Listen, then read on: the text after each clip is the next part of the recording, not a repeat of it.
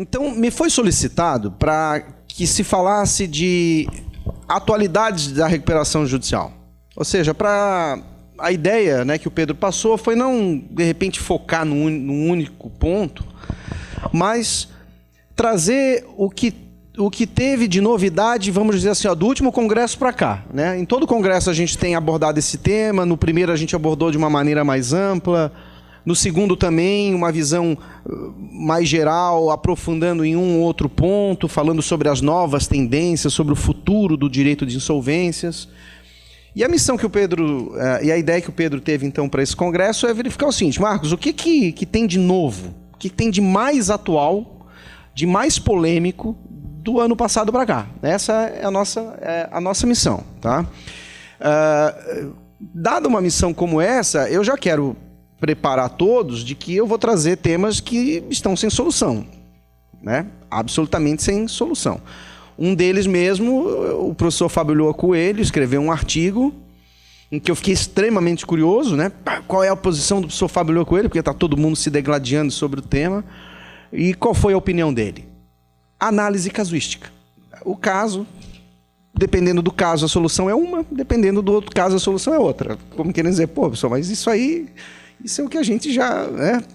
que se posicione sobre o tema. Mas por que eu estou falando isso? Não para criticá-lo, evidentemente, porque ele é uma das maiores autoridades aí do direito comercial brasileiro, mas para mostrar que realmente a situação está sem solução. Então a ideia é trazer alguns pontos para que a gente possa debater. Só deixa eu saber como é que estamos de tempo aqui. Tá. Tá, para debate ou disposição? Para exposição? Tá. 40? Tá bom. Tá bom, então, vamos lá. Eu vou falar especificamente de recuperação judicial, não vou falar de falências, tá? O primeiro ponto. Para pedir recuperação judicial, o empresário em crise, ele apresenta uma petição inicial. E nessa petição inicial, ele precisa demonstrar só duas coisas. Primeiro, que atende os requisitos do artigo 48 e juntar os documentos do artigo 51. Isso é o que precisa... Eu estou falando da Lei 11.101 de 2005, né? Já estamos ultrapassando. Aqui todo mundo já sabe o que é recuperação, já sabe qual a lei, etc. Então, ele precisa apresentar isso. Não precisa apresentar a viabilidade, não precisa apresentar o plano de recuperação, que vai ser apresentado depois para ser submetido aos credores. Basicamente, ele precisa mostrar que tem os requisitos para obter o benefício da recuperação judicial. E o juiz, portanto, verificando que os documentos não foram juntados ou os requisitos não foram demonstrados, ele pode pedir para emendar a petição inicial, sob pena de indeferimento da petição inicial e distinção sem resolução de mérito. Agora, uma vez apresentados os documentos e demonstrados os requisitos, o juiz profere uma decisão intermediária que a gente chama de decisão de processamento, que quer dizer, ele autoriza que o processo siga, nomeia administrador judicial, determina a blindagem, né, a suspensão das ações e etc, para o processo prosseguir. Um juiz em São Paulo, o doutor Daniel Carnio, deve ter sido um dos seus professores lá do curso, uma mente brilhante. O doutor Daniel Carnio inventou uma história de que ele denominou de perícia prévia. Ou seja, o juiz, quando ele recebe essa petição, ele pode determinar uma perícia prévia antes do deferimento do processamento. Isso escandalizou o Brasil, porque quando a empresa pede recuperação judicial, automaticamente ela já se expõe. E ela precisa da decisão de processamento, que é o que vai dar a blindagem para ela. É a decisão de processamento que vai ordenar que todas as ações e as execuções contra ela sejam suspensas. Então é um período extremamente crítico que decorre dentre o pedido e esse deferimento. E mais, gerou uma perplexidade de dizer o seguinte: o que essa perícia quer fazer, quer apurar? Porque não cabe ao juiz, neste momento, avaliar a viabilidade ou não do negócio, se vai dar certo, se não vai dar certo. Quem vai decidir isso são os credores, numa assembleia.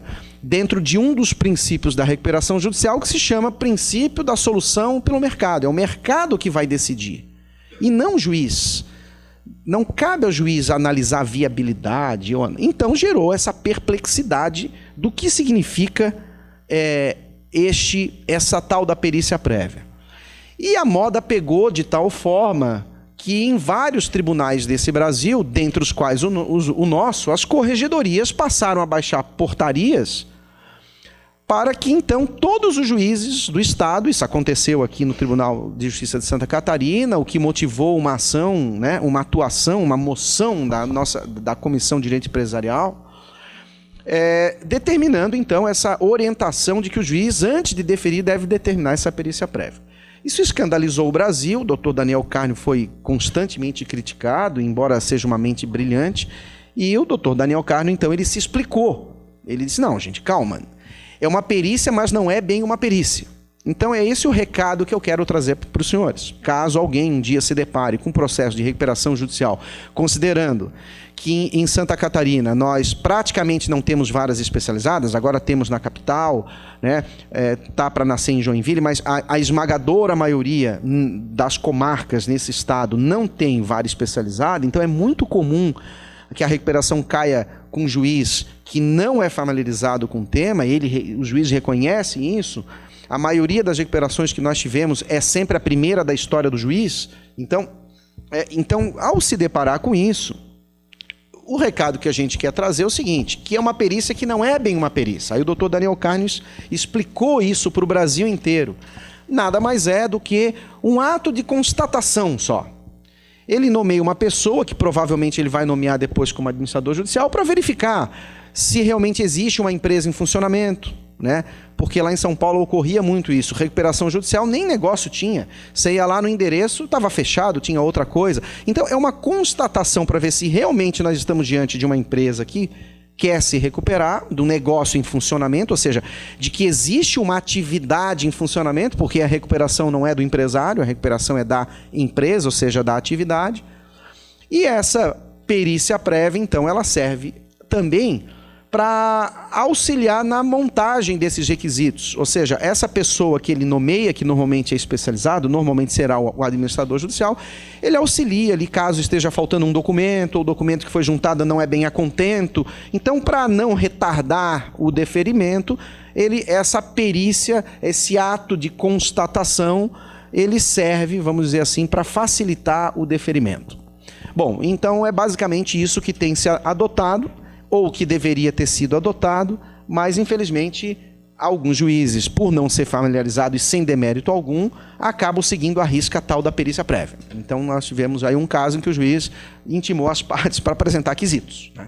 Então, assim, a gente precisa, né, o recado que eu queria colocar é que esta perícia prévia que foi agora ordenada pela Corregedoria do Tribunal de Justiça de Santa Catarina é a mesma criada pelo doutor Daniel Carnio, que é o juiz especialista da Vara de São Paulo, que é, na verdade, um ato de constatação e não uma perícia prévia. Eu queria passar esse recado para vocês.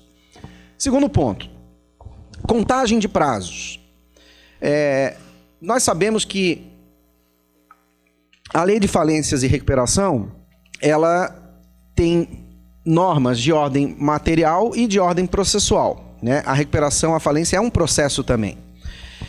E há um artigo 189 na lei que diz que aplica subsidiariamente o Código de Processo Civil. No que for omisso, aplica-se o Código de Processo Civil.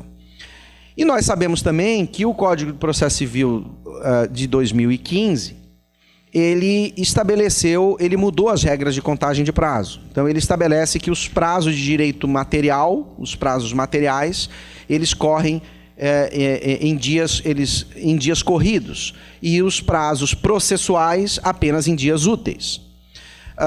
Como aplica-se subsidiariamente a lei de recuperação e falências, o primeiro reflexo automático, né? Todos os juristas pensaram o seguinte: bom, então agora os prazos da recuperação judicial e da falência terão que ser avaliados. O que é prazo material e o que é prazo processual. Lá no IDRE coube a mim, eu fui o relator disso. Então eu peguei toda a lei, todos os prazos da lei e submeti ao crivo do Instituto. O IDRE é um instituto de profissionais de recuperação de empresas. Eu fui o relator desse trabalho e aí depois a gente botou em votação para chegar num consenso, né? Peguei prazo por prazo, o que é material e o que é processual. Aí botava em votação, acompanha o relator. Não acompanha o relator, a maioria decidia. Nós fizemos isso foram quase 70 e poucos prazos que a gente colocou em 2 colunas o que é material e o que é processual para servir de orientação para o Brasil acerca de que prazo corre em dias úteis, que prazo corre em dias ou corridos, tá?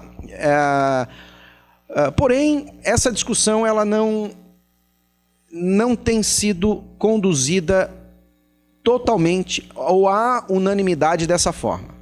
O Tribunal de Justiça de São Paulo está extremamente dividido e aqui também os juízes estão extremamente divididos. A tese é a seguinte, que vocês precisam tomar ciência.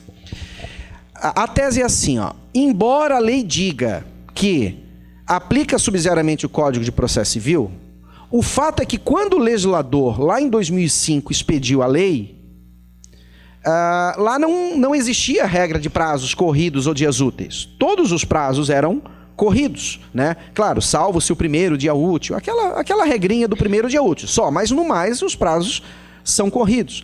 E o legislador falimentar, o legislador recuperacional, quando ele pensava em 180 dias de suspensão das ações, em 60 dias para apresentar o prazo, ele não estava pensando no número 60, ou ele não estava pensando no número 180, ou ele não estava pensando no número 15, que é o prazo de habilitação, ele não estava pensando no número 10, que é o de impugnação de crédito.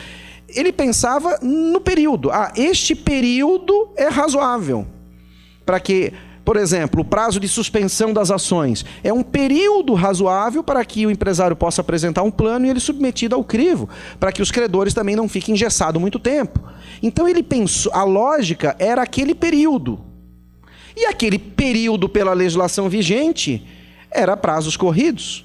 Se você for botar 180 dias em dias úteis, esse período...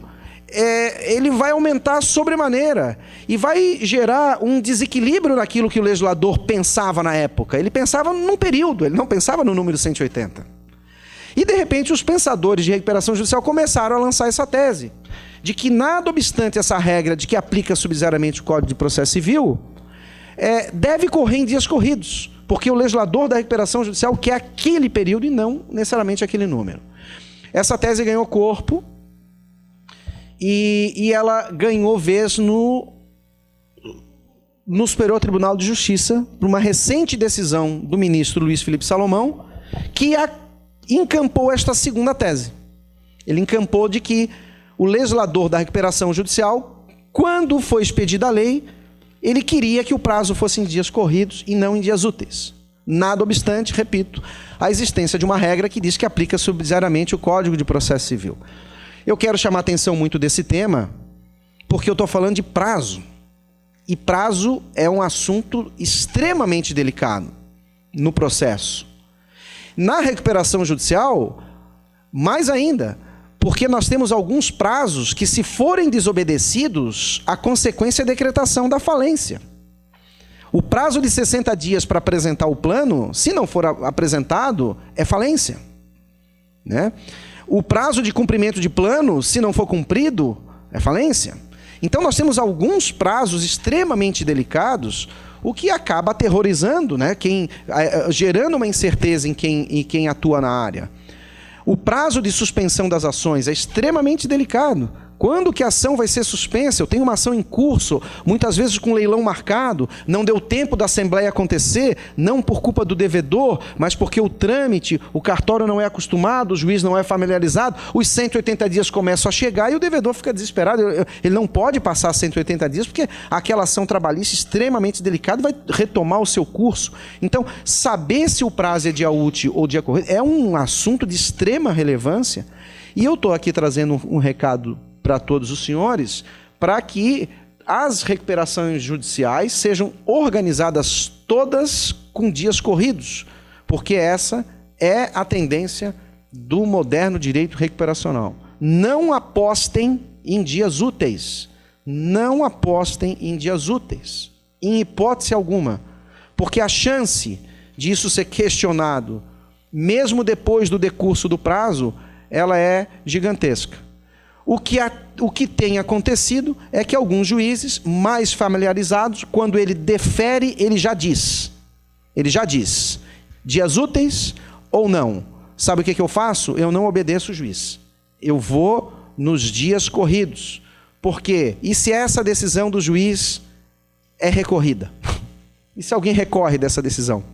E lá e cai lá com o Luiz Felipe Salomão e diz que, na verdade, não, tinha que ser dia útil. E aí aquele credor mais hostil vai dizer, se é dia útil, então o plano foi apresentado fora do prazo, nada obstante tivesse uma ordem do juiz que permitisse. Então você gera uma incerteza dentro do processo extremamente delicada para um assunto tão delicado. Então outro recado que eu queria trazer é essa questão. Recuperação judicial e falência trabalhem com prazos em dias corridos. Não trabalhem em prazos de dias úteis. Terceiro tema que eu queria trazer é extremamente polêmico. É a questão da recuperação judicial de grupos de empresas. É muito comum que as empresas atuem no mercado através de grupos, não através de uma sociedade, ou uma holding, ou uma outra companhia com os mesmos sócios, com participação entre elas ou não, mas é muito comum a existência de grupos, muito comum. Eu diria que a maioria das recuperações judiciais que eu trabalho, quase 90%, elas são de grupos. E aí, quando se está fazendo ali os trabalhos de due diligence, a gente tem que avaliar qual ou quais das empresas vão entrar dentro da recuperação. Algumas ou todas do grupo, nem sempre é necessário. Um dos fatores que a gente analisa é se uma fora da recuperação tem saúde financeira para se sustentar, sabendo que a outra está em recuperação. Um outro fator que é determinante é o seguinte, é quando há garantias cruzadas. Uma avaliza ou afiança a outra. Como a recuperação judicial só blinda o devedor principal, não blinda o avalista e o fiador, né? É uma discussão polêmica, mas o STJ diz que não tem arrego, é isso mesmo. Ela não protege o avalista e não protege o co-obrigado. Quando uma empresa garante a outra, você só vai conseguir a blindagem dessa outra se ela for recuperanda também. Aí o juiz, quando determina a suspensão, ele determina a suspensão de todas as recuperandas, todas as autoras daquela ação. Então, além de outras questões empresariais que justificam você colocar algumas ou todas as empresas do grupo, né? Imagina a Oi foram 20 e tantas companhias no polo ativo da ação.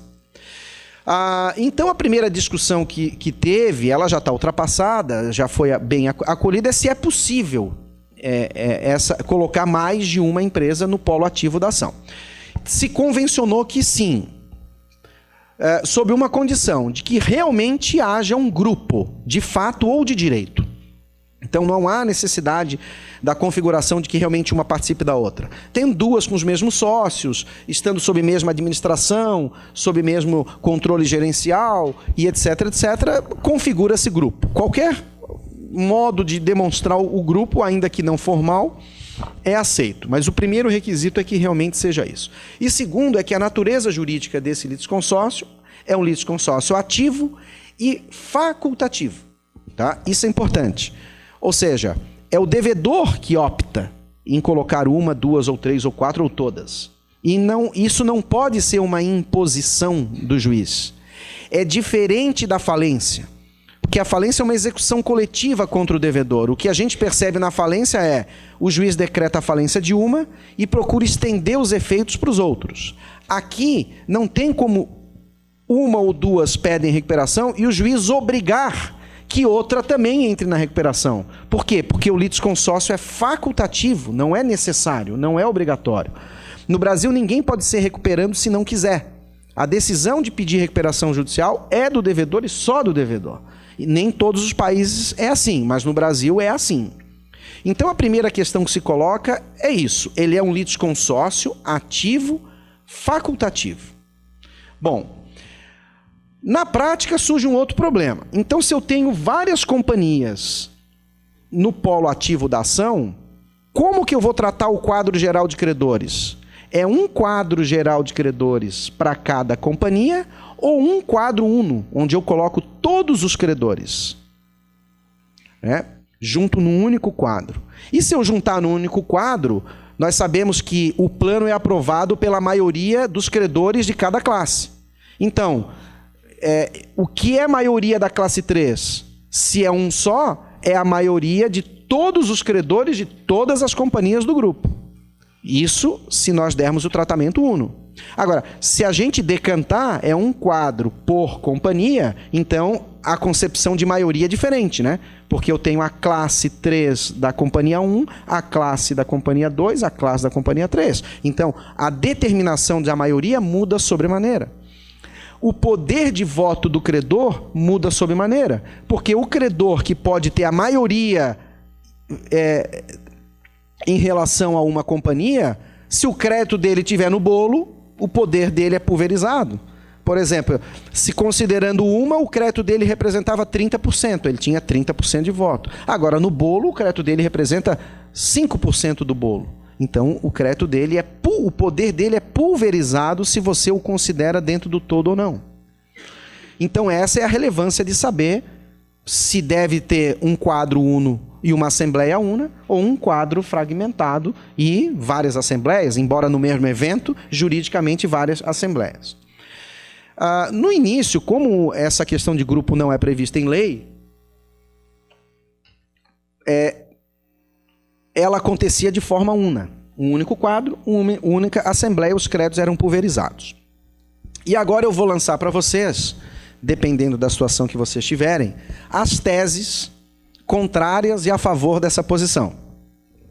As teses contrárias a essa posição dizem o seguinte: essa situação é injusta.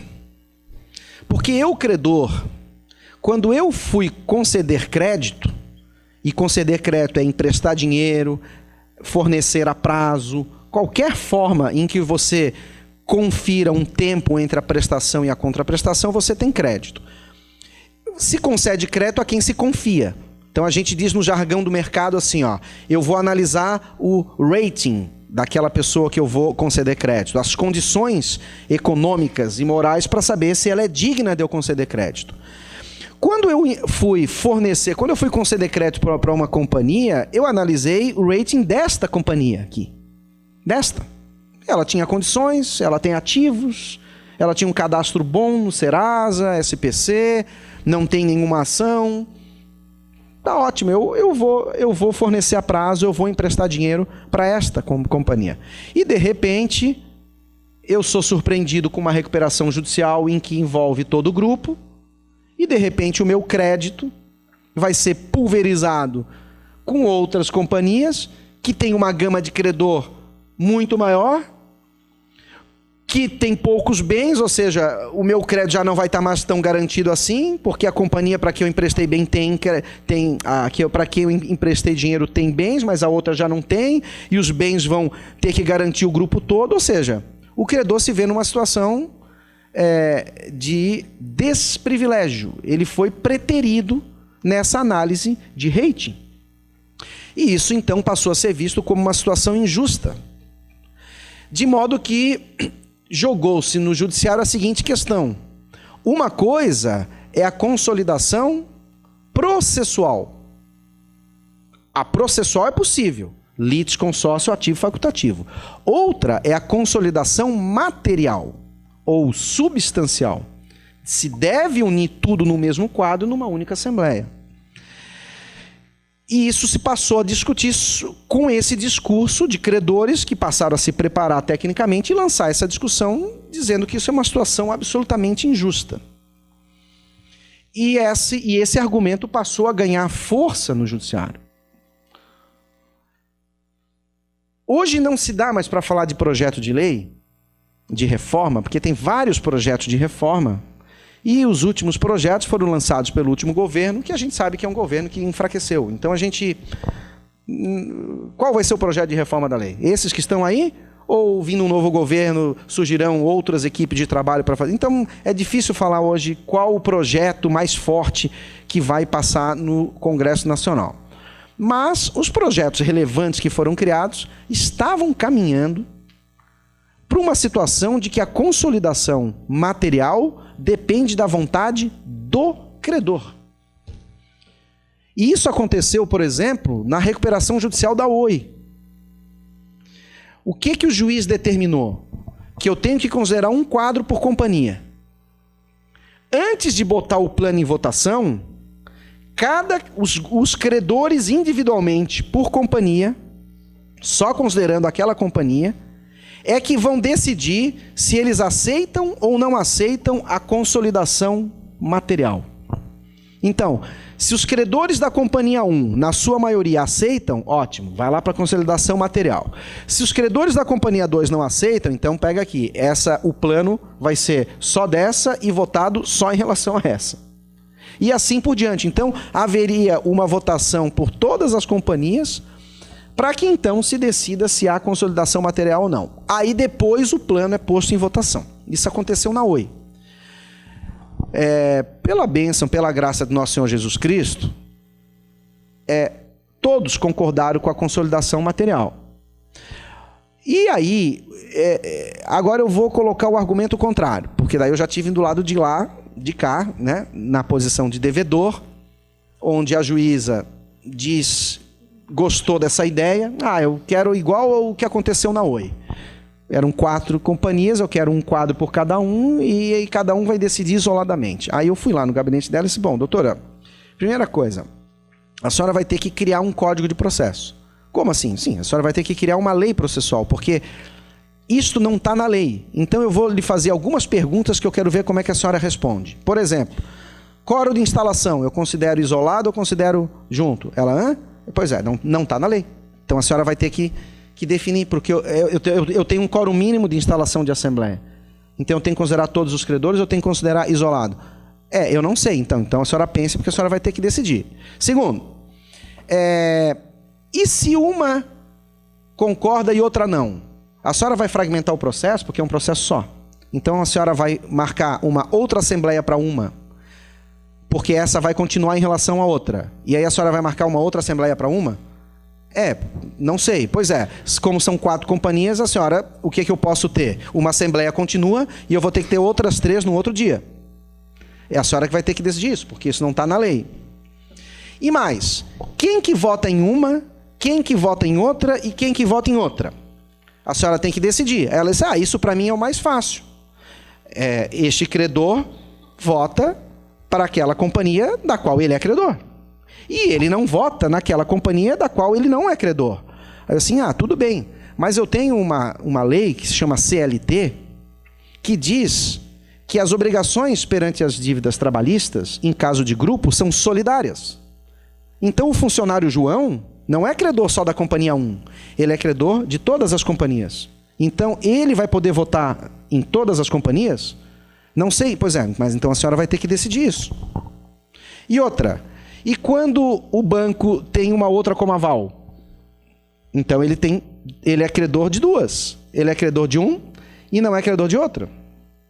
Aí a senhora vai ter que, alguns realmente, ele só é credor de um, ele não é credor de outra. Será que a senhora não está criando uma desigualdade dentro da coletividade? A senhora está querendo buscar uma situação justa de igualdade, mas será que não está criando justamente esse desequilíbrio? Porque os credores de um, na verdade, vão determinar o rumo da outra, porque a outra é solidária. E a lei fala em solidariedade, não fala em subsidiariedade. E solidário é solidário. Eu posso cobrar de um, dos dois, eu escolho quem. Então a senhora vai ter que decidir todas essas questões. Ela disse, não, pelo amor de Deus, o que eu faço? Não, o que eu faço é assim, tem essa adesão aqui de São Paulo, que diz para fazer de uma coisa só, e a gente está vivendo muito bem com uma coisa só. Então ela revogou a adesão e foi de uma vez só.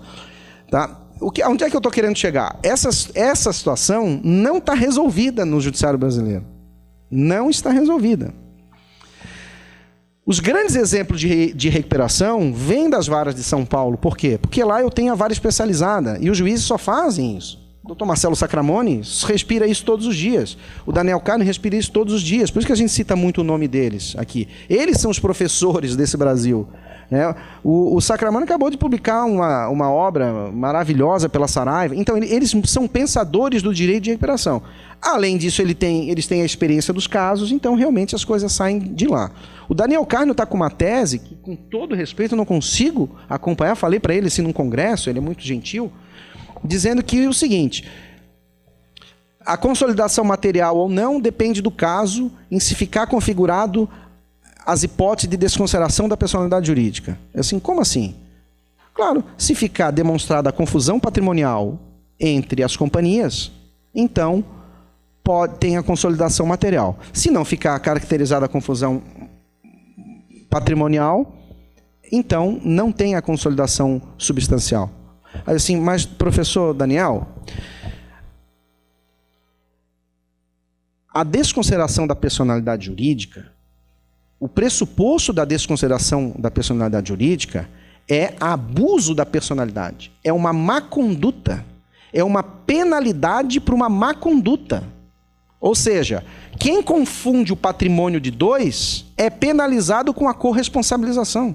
Ela é uma penalidade por uma má conduta. O senhor está dizendo que a má conduta é que vai beneficiar o devedor que quer a consolidação material. Porque quem quer consolidação material é sempre o devedor que pede. Então, se ele agiu mal, ele vai ter o direito, o benefício da consolidação material. Aquele outro empresário que não agiu, que agiu corretamente, separando os patrimônios, agiu dentro daquilo que a lei exige, ele não vai ter o direito da consolidação material. O senhor está usando um requisito de uma má conduta para um benefício da recuperação judicial. Me parece um contrassenso. Parece que não adiantou. Ele ainda continua defendendo esse requisito da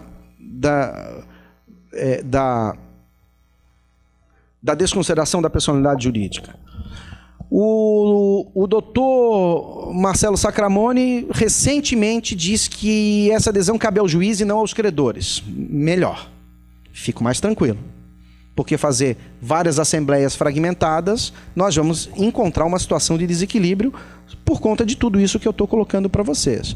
E a gente precisa estar ciente, porque quem está lá no front, lá suando, lá, sabe que o seguinte, gente, não tem como salvar, recuperar a atividade deixando uma de fora. A Oi não conseguiria. Se eu deixo duas companhias daquela de fora, a quebra das duas vai contaminar o grupo todo. Não adianta eu recuperar e ter plano aprovado em relação a uma, duas e não ter das quatro. Vai reverberar. Vai reverberar, não tem como. Sobretudo quando há transações econômicas, o que é permitido em lei? Não há ilegalidade em transação entre intercompany. A lei das SAs é muito claro. O que precisa é estar devidamente registrado e contabilizado as partidas e contrapartidas desse trânsito. Mas ele é perfeitamente lícito e é muito utilizado, é o que eu falei. É muito comum hoje as empresas agirem em grupo e não mais isoladamente. Então, às vezes, recuperar, você precisa de todas e não apenas de uma. E submeter essas decisões isoladas, além de não estar previsto processualmente, você pode gerar essa situação de desequilíbrio. Vamos lá. Vou falar mais que esse hoje eu diria que é o tema mais polêmico do Brasil. Que é o seguinte: é o conflito entre o direito dos credores e o direito dos sócios. Né? O que eu estou querendo dizer com isso? Se nós formos lá no artigo 50 da lei, o que a lei de recuperação, o que o artigo 50 diz? São meios de recuperação, dentre outros. A palavra dentre outros mostra que aquele rol de 3 incisos é um rol meramente exemplificativo. E nós encontramos, dentre esses rols, ou seja, o plano de recuperação pode ter tudo aquilo que o devedor acha necessário para ele se soerguer. Não só parcelamento de dívidas, mas venda de ativos, transferência de controle, fazer uma operação de cisão, uma operação de incorporação, enfim, um trespasse do estabelecimento, ele tem muitos estabelecimentos, trespassa faz o aumento de capital, aumenta de capital, usa para trazer mais recursos, ou então aumenta o capital para usar essas ações para pagar credor, você troca o crédito por por ações, ou então você é uma SA fechada, lança uma operação de debêntures e oferece debêntures para os credores, ou seja, você deixa de ter dívida vencida e passa a ter dívida vincenda através das debêntures. Aí você oferece uma garantia para o debenturista, dá lá uma garantia flutuante, ótimo para o debenturista, porque ele tinha um crédito quirografário vencido e passa a ter uma debênture vincenda com garantia flutuante. Olha que coisa linda. Então dá para fazer essa jogada toda daquilo que é necessário para ele se soerguer. Então a lei coloca isso à disposição. O ponto que se coloca é o seguinte: muitas dessas propostas, elas têm condicionantes e consequentes societários. Por exemplo, quem é que assina o plano de recuperação? Na prática, é o representante da companhia naquele momento. Ou seja, é o administrador. É ele que... Ou, às vezes, o próprio advogado. Eu tenho procuração, eu assino o plano de recuperação. Então, quem determina o rumo do plano, na prática, é o atual administrador. Aí o administrador judicial, ele propõe, é o que aconteceu na Oi. Eu vou fazer o seguinte, eu vou aumentar o capital social e vou usar as novas ações para pagar os credores. Isso é o meu plano. Só que os acionistas dizem assim, tá, mas espera aí, tem uma regra de direito societário que diz que o aumento de capital social depende da decisão da Assembleia. Você precisa convocar uma Assembleia de Acionistas que aprove o aumento de capital. E outra, quem é acionista tem direito de preferência, que é um direito essencial. Cadê o meu direito de preferência? O que aconteceu no caso Oi? A Farol, que tinha 22,5% do capital social, vai passar a ter 6,5%. De 22,5% para 6,5%. Por quê? Porque o plano aumenta para pagar os bondholders, porque não tem caixa para pagar os bondholders. Então, chamaram-se os credores e dizem o seguinte, olha, é uma companhia grande, são telecomunicações, nós não temos caixa para te pagar, você não quer ser sócio desse troço? Quero. Tá bom, então eu vou ser sócio dessa grande companhia agora sob uma governança corporativa. Mas os acionistas, cadê o direito dos acionistas? Que tem que aprovar aquele troço. E outra, vamos fazer uma cisão. Vamos, só que quem que aprova a cisão? É a Assembleia de Acionistas. Então, como é que está? Eu tenho um plano de recuperação, ele é aprovado. A Assembleia de Credores é soberana. O que está aprovado, está aprovado. Mas como é que ficam os acionistas, que eles que deveriam ter aprovado essa operação e não aprovaram? Isso tem sido uma situação extremamente polêmica, porque tem gerado esse conflito. A partir do momento em que o judiciário disser o seguinte, tudo pelo social, tem que recuperar. Bom, aí você cria uma fragilidade enorme de atração de investimentos no Brasil. Porque o investidor estrangeiro vem colocar dinheiro no Brasil, contrata o Dr. Pedro, e diz assim, Dr. Pedro, o negócio é o seguinte, eu quero colocar dinheiro nessa companhia, eu vou deter 20% do capital social. Quais são os instrumentos societários que você me diz para garantir a minha posição de minoritário? Por exemplo, eu não quero ser vítima de um aumento de capital e ser diluída a minha participação, porque eu não quero botar mais dinheiro nenhum, eu só quero colocar isso e quero ter sempre 20%. Então você escreve um acordo de cotistas, um acordo de acionistas, submetendo o aumento de capital à decisão da unanimidade, ou pelo menos do teu cliente.